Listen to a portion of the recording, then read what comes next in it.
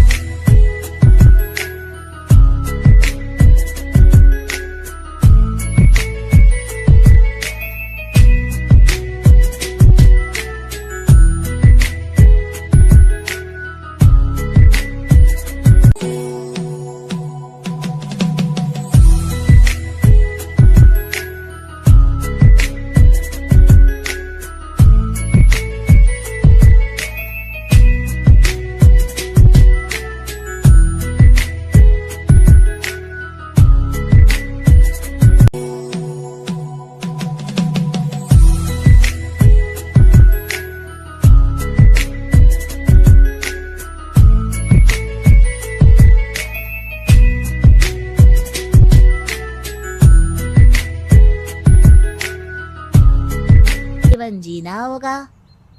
हाँ, लेकिन करे तो क्या करे? वो ना आप मुझ पर छोड़ दीजिए, बस मैं जैसा बोलूं करते जाइए। अगले रोज सुबह जब गांव वाले सोकर उठते हैं तो राधा के घर के बाहर और साथ ही वो लोग जिन्होंने राधा का सपोर्ट किया था उनके घर के आगे लाल रंग से कल आऊंगी लिखा होता है। कल आऊंगी? यह क्या होता है? अरे यह तो खून से लिखा है, लगता है कोई भूत प्रेत या चुड़ैल का साया है। चलो सरपंच जी के पास चलते हैं। सभी सरपंच के पास जाकर उसे सारी बात बताते हैं। अरे ये तो बड़ी मुश्किल की बात है। चलो, मैं एक बाबा को जानता हूँ, उन्हें बुला लेता हूँ। सरपंच बाबा को लेकर गांव के घर के बाहर जाता है। ओहो, तो ये वो चुड़ैल है जो उन लोगों को निशाना बनाते हैं जो गांव को बदलने का सपना देखते हैं। वो गांव को ऐसे ही संपन्न देखना चाहती है। वो नहीं चाहती कि कोई बाहरी यहाँ का कायाकल्प करे। क्या तुम लोगों में से किसी ने गांव को बदलने की सोच रखी है? तभी राधा की माँ रोते रोते आती है। मेरी राधा घर से गायब हो गई है। अरे कोई तो बचाओ, मेरी बच्ची कहाँ गई?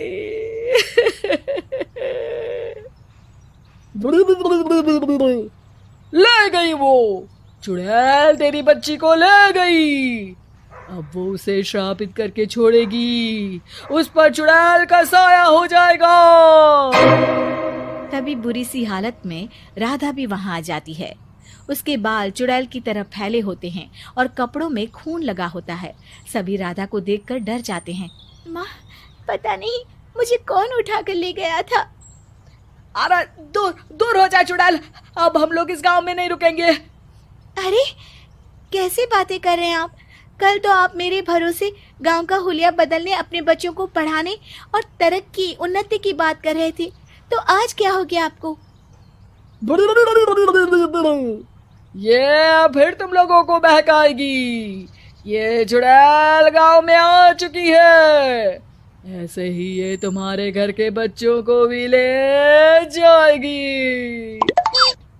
गांव वाले राधा को गांव से बाहर निकाल देते हैं। उसके माँ बाप रोते रहते हैं लेकिन गांव वाले नहीं मानते। मैं भी अपनी बहन के साथ गांव के बाहर रहूंगा, लेकिन वो पढ़ाई नहीं छोड़ेगी। वहीं सरपंच के घर पर सलाहकार कहता है। देखा, सांप भी मर गया और लाठी भी नहीं टूटी। लेकिन अगले ही दिन सरपंच के घर के बाहर भी वही शब्द लिखे होते हैं और फिर सरपंच की बीवी कहती है, हमारी बेटी को किसी ने अगवा कर लिया है। तभी राधा का भाई वहां आ जाता है। अरे गांव वालों, मैंने सरपंच जी की बेटी को देखा था, वो चुड़ैल उसे उठाकर ले जा रही थी। अरे क्या मजाक कर रहे हो?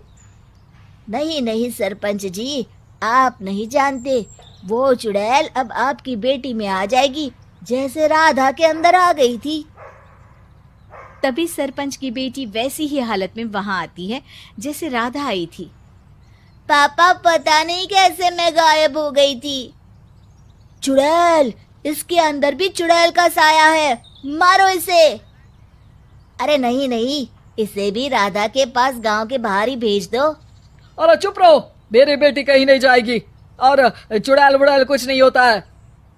अरे कैसे बात कर रहे हो सरपंच जी? आप तो बोल रहे थे कि आपका फैसला भगवान का ज्ञान होता है, तो अपने पर बात आई तो अब आप ऐसे बोल रहे हैं। अरे ना ना ना, आपको अपनी बेटी को त्यागना ही होगा। अरे बुलाओ बाबा को। राधा का भाई बाबा को ले आता है, जिसे अब गांव वालों के डर के कारण सच बोलना पड़ता है। मैं कोई बाबा नहीं हूँ, मैं तो मोची था। ये सलाहकार महोदय ने मुझे कहा था एक्टिंग करने को। अब वो मुझे पैसे देने वाले हैं। अब मुझे माफ कर दो। गलती हो गई, मुझे माफ कर दो। तभी वहां राधा आ जाती है। देखा सरपंच जी, जब गांव के बच्चे साक्षर होंगे तो आप जैसे लोगों की चालाकी नहीं चलेगी।